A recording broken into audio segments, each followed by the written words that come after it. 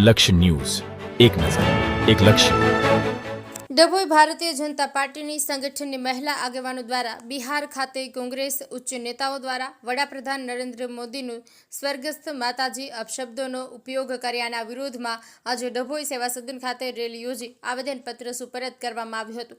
આ પ્રસંગે ડભોઈની મહિલા આગેવાનો ઉપસ્થિત રહી હતી અને બિહાર ખાતે વડાપ્રધાન નરેન્દ્રભાઈ મોદીના માતાજી સામે અભદ્ર ટિપ્પણી કરવા સંદર્ભમાં ભારતીય જનતા પાર્ટીમાં ભારે રોષ ફેલાયો છે। ત્યારે ભારતીય જનતા પાર્ટી દ્વારા ઠેર ઠેર વિરોધ પ્રદર્શન કાર્યક્રમો યોજવામાં આવી રહ્યા છે।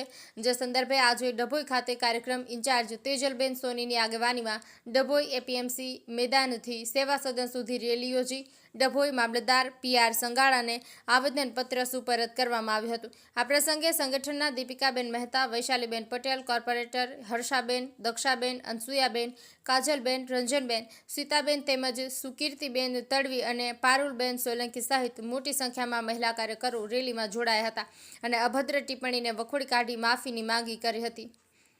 નિરંજન ચૌહાણ, ડભોઈ।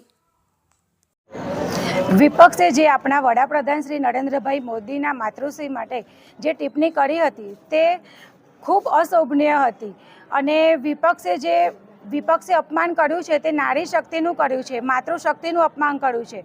તે આપણી હિન્દુસ્તાનની નારી નહીં સહન કરી શકે અને આજ રોજ અમે સૌ દર્ભાવતીના વિધાનસભામાં દર્ભાવતીના ધારાસભ્યશ્રી તથા દર્ભાવતી વિધાનસભાની તમામ મહિલાઓ સાથે અમે આજે આપ સૌને અપીલ કરવા આવ્યા છે મામલતદારશ્રીને કે કોંગ્રેસને માફી મંગાવે અને જે આપણા નરેન્દ્રભાઈ મોદીશ્રીના માતૃશ્રી વિશે જે બોલ્યા છે તેના માટે